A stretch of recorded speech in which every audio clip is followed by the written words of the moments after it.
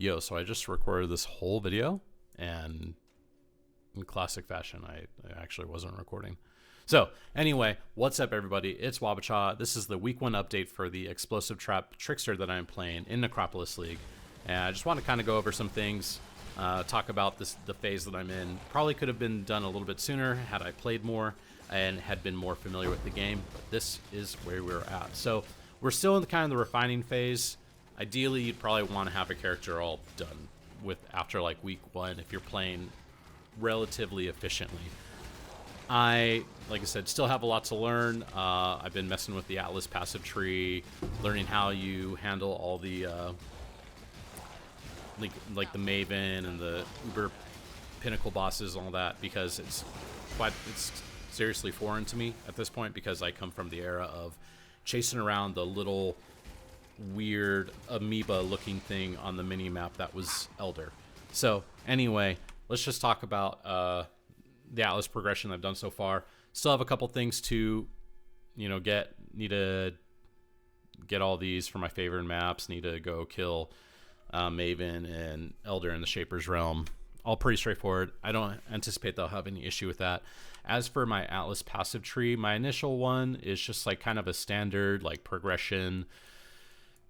What's good for Necropolis League. So I have all the Necropolis nodes, most of them. I might be dropping this one, Eternal Torment. I'm kind of questioning that one now, but to what end? I don't know what it will really do for me. But, I have Expedition, I have Nico, I have Ambush, and I have Shrines on this one. My second Atlas tree is a Alva focus Atlas tree with essences, also with some of the same things, shrines, ambush for cartographers, etc. A couple things I might change here. Might be dropping this because I don't really think it's very useful anymore. Probably will be dropping this as well and pick up a Harbinger one just for the sake of selling them, but I don't know about that. Also might be coming over here and picking up some of these Scarab ones too, but this was just kind of experimental for me running Alvas. At first I thought it was like really good, but then I had like I had a string of bad luck in terms of the Alvas I was getting and the rooms I was getting me, and even with the upgrades I felt like it took a little too long for me to get the rooms that I wanted, and I wanted to do this so I could do some double corrupting, which I did do, and it didn't really go anywhere, but that's that. As for the third Atlas passive tree, I haven't done anything with it yet. It's probably going to be more bossing focused once I get a couple things resolved with my character, some of the defensive issues that I have, which I'll talk about. But yeah, I'll look into this. This is something that I'm still figuring out, just because I haven't really played with it that much. But I am using resources like Maxroll GG and definitely watching other content creators to kind of catch myself up. So anyway, there are things I need to resolve with the character.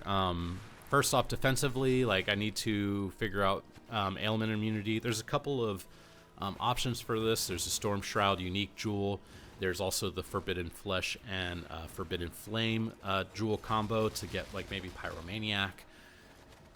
That one seems really tempting to me, but I'm a little hesitant about it.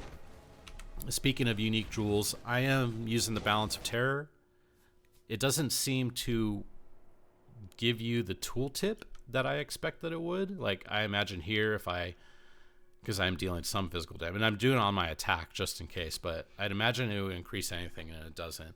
So I don't know if this necessarily works. It does the same thing whenever I am casting Ellie weakness on mobs.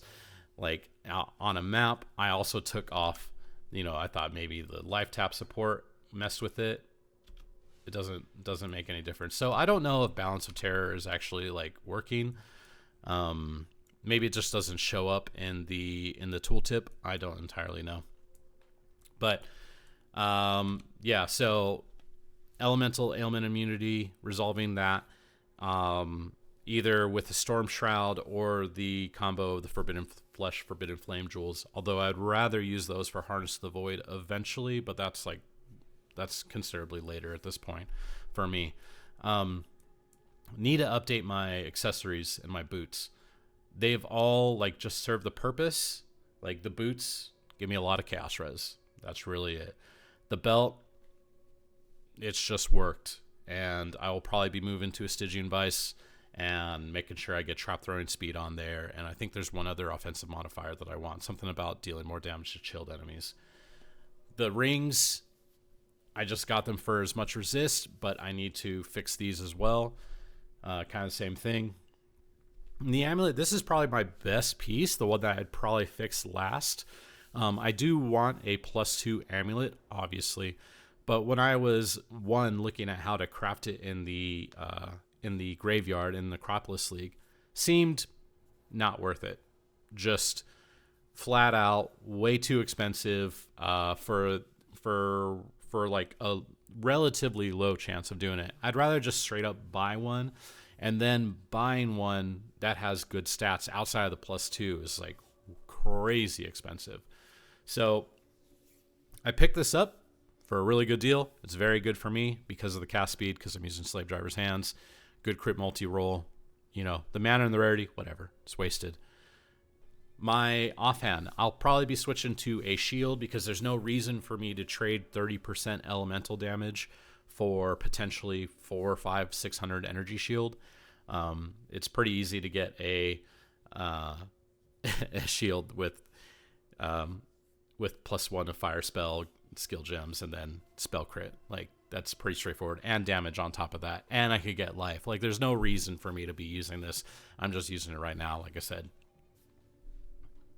Another thing that we will likely be doing is a passive tree reset, or not reset, but a respec of sorts. Just some repathing. I will quickly show you in POB what I'm looking at.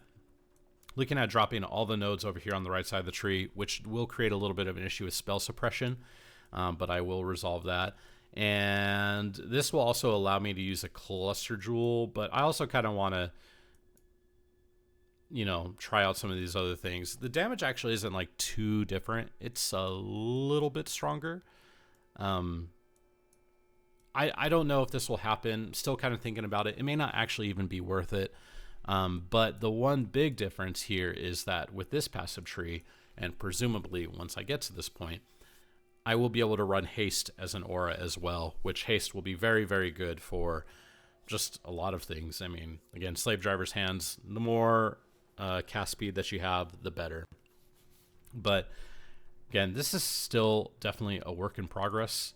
I don't know if I'm going to do this. We will see. I may not even need these points over here, kind of depending on a couple of things. But yeah, we're just gonna keep playing. So if you have any questions about this, you know, feel free to ask me down in the comments below. Any ideas? Maybe you know if the Balance of Terror jewel works or not, or just doesn't show up. I don't know. I don't even know if it actually shows up in POB. I guess that's a way to see if it works. Let's just see if we'd like take it off the tree, what it does. I mean, it says it does. So I don't know.